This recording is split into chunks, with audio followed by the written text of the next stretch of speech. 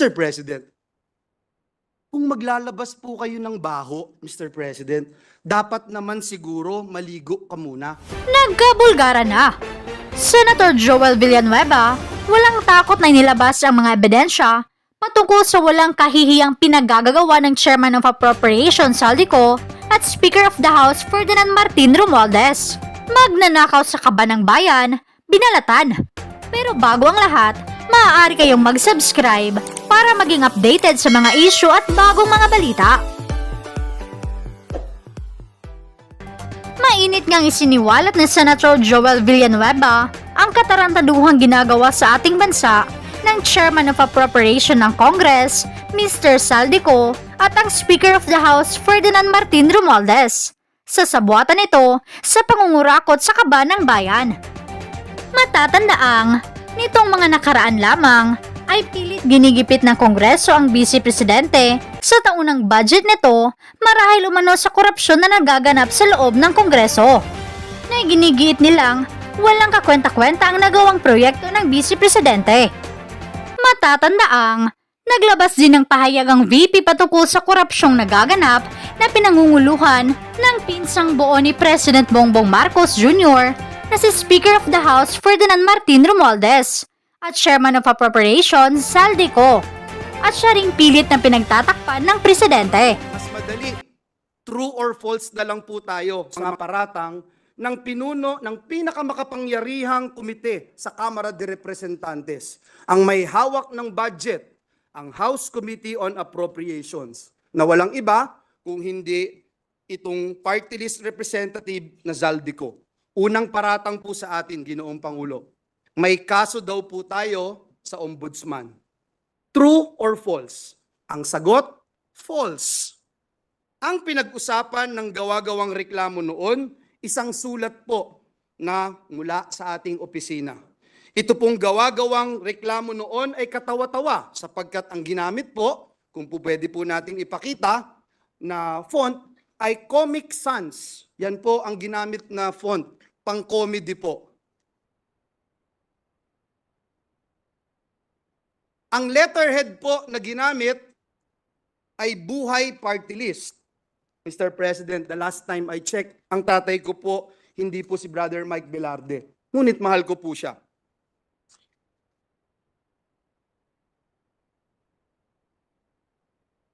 Mismong NBI din po ay nag-certify. Forge, peke, ang pirma ni Joel Villanueva. Sana po maipakita natin sa screen yung pong mga binanggit ng representasyon na ito. And we are willing to wait kung hindi pa po ready, Mr. President. Yes, if there are technical difficulties, maybe we can suspend until Sapagkat ayaw po natin ng walang resibo at ayaw natin ng walang ebidensya. President, 2019 pa po, dinismiss na po ang kasong ito na ipinaparatang sa atin. Noong 2016 po, Ginoong Pangulo, ayan po yung pag-dismiss, Mr. President, ng reklamo. Hindi nga po nakarating sa korte, Ginoong Pangulo, na-dismiss na po sa probable cause pa lamang.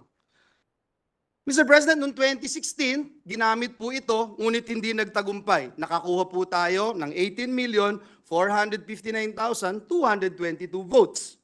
Noong pong 2022 elections, 18 million na naman ang nakuha po natin at talagang hindi rin po pinaniwalaan ng taong bayan ang mga paratang na ito na ngayon po ay inuulit ng makapangyarihang chairperson ng Committee on Appropriations. Mr. President, is the Pope Catholic? Nag-research po ba at nag-aral ang nag-aakusang ito sa atin?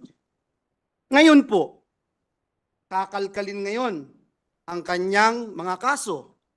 Nakakalungkot po dahil kaibigan naman po natin siya. Pero dahil po pumasok siya sa away na hindi niya away, kailangan niyang magbabanggit ng mga personal attacks, kakalkalin po itong mga atraso niya sa bayan. Ito pong kumpanya niyang SunWest Corporation. True or false? ito po ba ang isa sa pinakamalaking government contractor sa bansa? Sagot, true. True or false?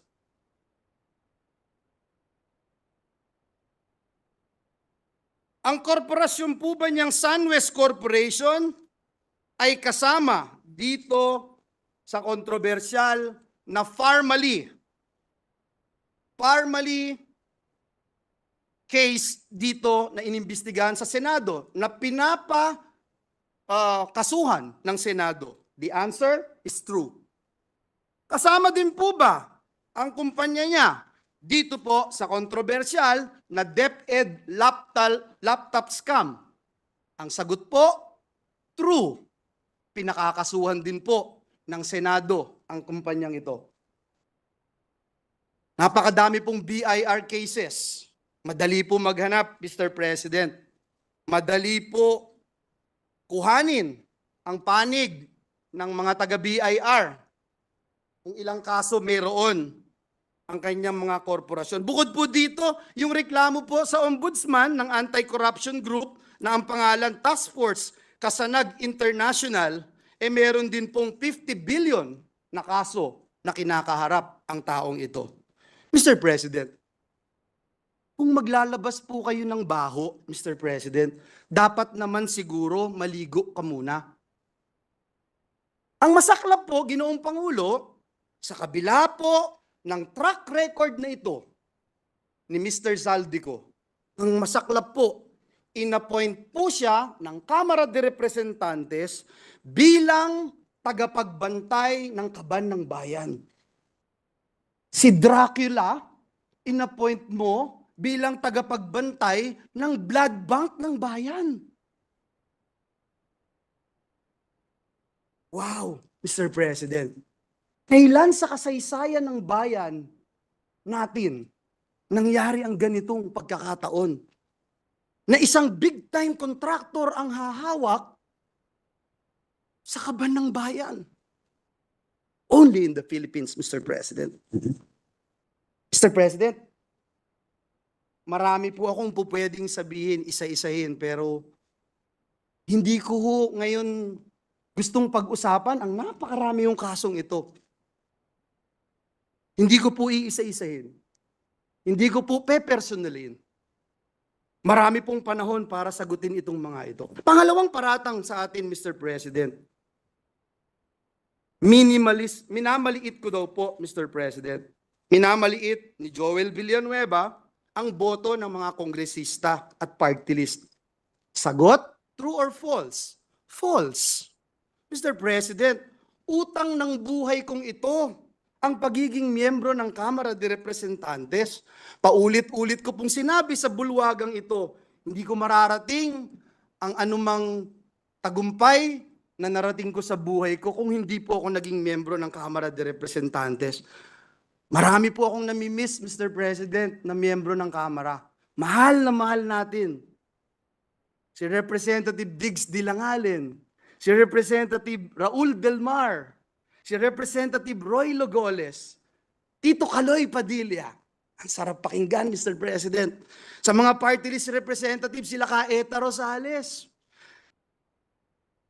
sila ka Saturo Campo, sila ka Crispin Beltran. Mr. President, naging bahagi sila ng aking buhay.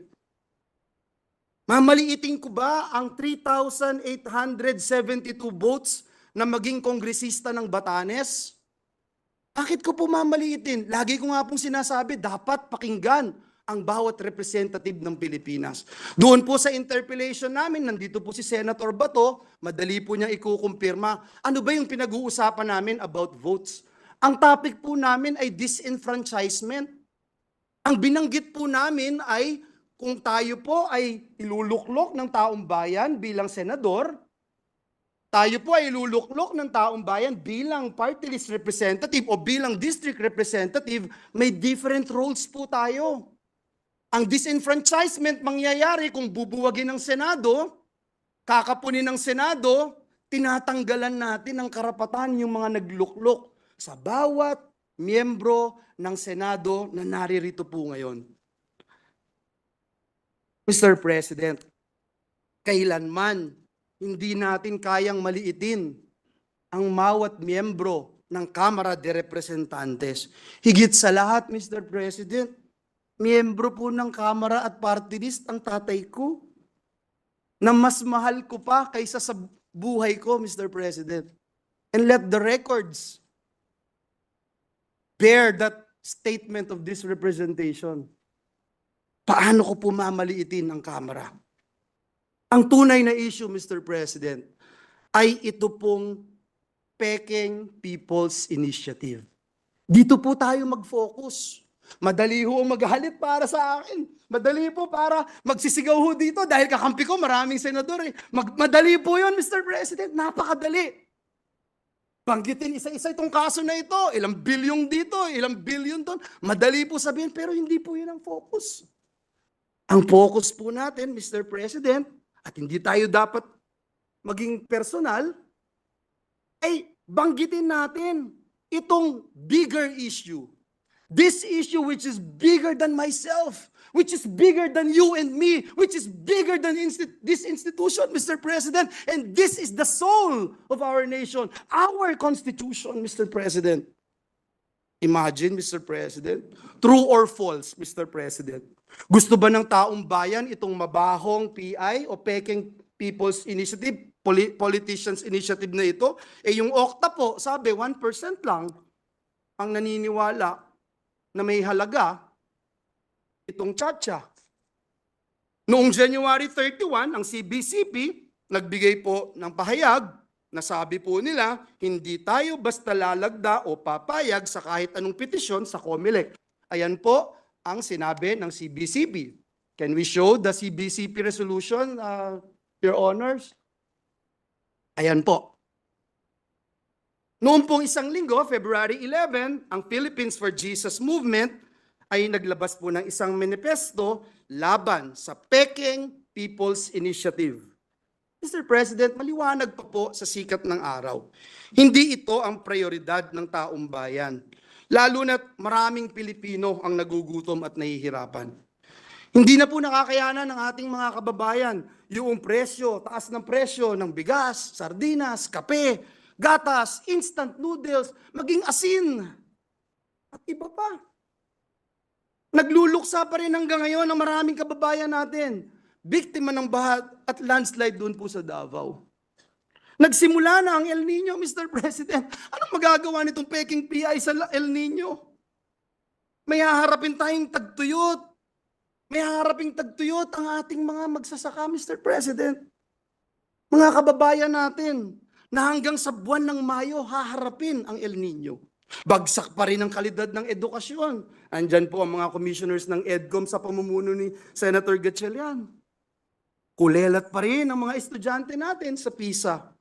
Mga bagong graduates, below minimum wage. Below minimum wage ang tinatanggap. Mr. President, napakatindi ng traffic, tinitiis ng mga manggagawa natin ang araw-araw na kalbaryo. Mga OFWs natin na di-displace, Mr. President. Mga kababayan po natin na nagtatrabaho katulad ng nangyari sa New Zealand, doon po sa Saudi Arabia. Mr. President, hirap na yung taong bayan. Pero, pabaho at Peking PI pa rin ang gustong asikasuhin ng mga taong nagtutulak nito. At nung mahuli, mayabang lang kayo. Senado, papogi lang kayo. Senado, gawin nyo to, gawin nyo yan. Mr. President, ano ba talagang layunin ng mga taong nagsusulong ng Peking PI? Tanggalin ang Senado sa napakahalaga at napakasagradong proseso ng pag-amyenda o pagrebisa ng ating Constitution. Is this true or false? True, Mr. President, ang sagot. Iyan po ang nakalagay sa pinapipirmahan nila. Mr. President, may nanununog ng bahay natin, nahuli natin, may dalang sulo, sinusunog ang ating mga poste ng bahay natin, at nung mahuli natin sila, sa halip na magpakumbaba, sa halip na aminin na sila'y nagkamali, sila pa po ang galit, Mr. President. Sila pa po yung nambubuli. Nung mahuli po natin, ayaw pa rin pong umamin sa kanilang kasalanan. Sa halip po, minumura tayo, tinitira tayo ng below the belt, kesyo pangit tayo, mayabang tayo, etc. Sila pa ang galit at sabi pa sa atin, hoy, pagluto mo pa ako. Hoy, next week, ipasa mo to. Mr. President, hindi ho punching bag ang Senado. Naniniwala akong hindi tayo papayag maging punching bag, Mr. President. Sa mga kababayan po nating nanonood ngayon, sa mga kababayan po nating sumusubaybay, kapag nangyari po ang gusto nilang pagbabago sa konstitusyon, mababaliwala po ang inyong Senado. At mas magiging madali ng magpalit ng konstitusyon kaysa magpalit ng pangalan ng kalye. Ito po ba ang gusto natin dito sa Pilipinas? Uulitin ko po. Gusto nilang buwagin at tanggalin ang boses ng Senado samantalang hindi mabilang ng mga landmark legislations na tinrabaho ng mga miyembro ng Senado. Uunahin ko na po kayo, Senate President, yung Bangsamoro Organic Law. Kung wala po kayo, hindi ko kayo nagsulong nito, hindi ko magiging batas ito. Si Senator Loren Legarda, kung hindi pinangunahan itong Clean Air Act, Clean Water Act, Ecological Solid Waste Act, may mangyayari po kaya? Si Senator JB, kung wala, may Universal Healthcare Act kaya? Si Senator Risa, kung wala, may Expanded Maternity Leave Law kaya? Mr. President, si Senator Angara, meron kayang Tatak Pinoy, may Regional Specialty Centers. Si Senator Binay, meron kayang Expanded NIPAS Act, Anti-Child Sexual Abuse or Exploitation Materials Act. Si Senator Alan Cayetano, meron kayang Good Manners and the Values Education Act. Meron kayang Bayanihan to Heal as One Act. Meron kayang Bayanihan to Recover as One Act na isinulong ni Senator Alan Cayetano. Si Senator Pia Cayetano, meron kayang Reproductive Health Act, may Cheaper Medicines Act, meron kayang Syntax Reform Law, etc. Si Senator Bato, meron kayang BFP Modernization Act. At just recently, itong PNP Reorganization Act. Si Senator Jinggoy, kung wala, meron kung kaya itong Strengthening Professionalism and Promoting the Continuity of Policies and Modernization Initiatives in the AFP. At higit sa lahat, mamaya itatakel na natin yung pagtaas ng sweldo ng mga manggagawa. Kung wala si Senator Win, meron kayang Excellence in Teacher Education Act. Kung wala si Senator Bongo, meron kayang mga malasakit center sa Pilipinas. Kung wala si Senator Grace po, meron kayang amendments to the Public Services Act. Kung wala po si Senator Bong Revilla, meron kayang Teaching Supplies Allowance Act. Wala si Senator Tolentino, meron kayang resetting itong mga nangyaring kailangang eleksyon at itong mga paglilitis at pag-iimbestiga ng Senado sa mga anomalya na nangyayari sa ating bayan.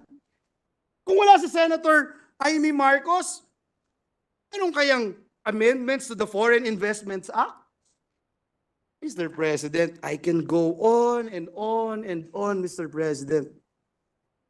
Kung gaano karami ang tinrabaho ng inyong Senado, hindi para sa personal na interes, hindi para lumawig ang aming mga termino, hindi para lumaki ang pondo na aming kailangang hawakan. Mr. President, Ginoong Pangulo, patuloy po akong nagdadasal. Patuloy kong ipinagdadasal ang ating mga kasamahan sa Kamara de Representantes. Lalo na po si Ginoong Zaldico. Mr. President, kung ayaw niya pong maniwala sa akin, i-quote ko na lang po yung sinabi ni Speaker Martin Romualdez. Don't throw stones if you live in a glass house. Yan po ang sinabi ni Speaker. Sana po marinig po ng ating mga kasamahan. Pinapanalangin ko po na bigyan tayo nawa ng Panginoong Diyos ng lakas, talino, maging kakayahan para magpatawad, Ginoong Pangulo, at pagtuunan ng pansin higit sa lahat, ano po ba ang tunay na kailangan ng bayan ngayon? at ipanalo natin ang taong bayan. Sa halip na pagtuunan natin ng pansin kung sinong mas magaling, kung sinong mas magandang lalaki o kung sino man ang mas mayabang. Hindi po ang mabaho at pekeng People's Politicians Initiative ang kailangan ni Juan de la Cruz. Sa tindi po ng kahirapan, sa tindi ng traffic, sa tindi ng gutom, hindi po PI ang kailangan. Ang kailangan po, Mr. President, ni Juan de la Cruz ay pambili ng gamot. Kailangan po niya ng pagkain sa hapagkainan nila. Ang kailangan po niya ay dekalidad na edukasyon. Ang kailangan po niya ay trabaho at magandang kita. Nawa, Ginoong Pangulo, matuldukan na ang mabaho at pekeng People's Initiative. Marami na pong nagawa ang inyong Senado, pero kulang pa. At alam ko po, bilang miyembro ng institusyong ito, na marami pa tayong magagawa para sa bayan. Kaya magtrabaho po tayo. Maraming salamat, Ginoong Pangulo. Mabuhay ang Senado ng Republika ng Pilipinas.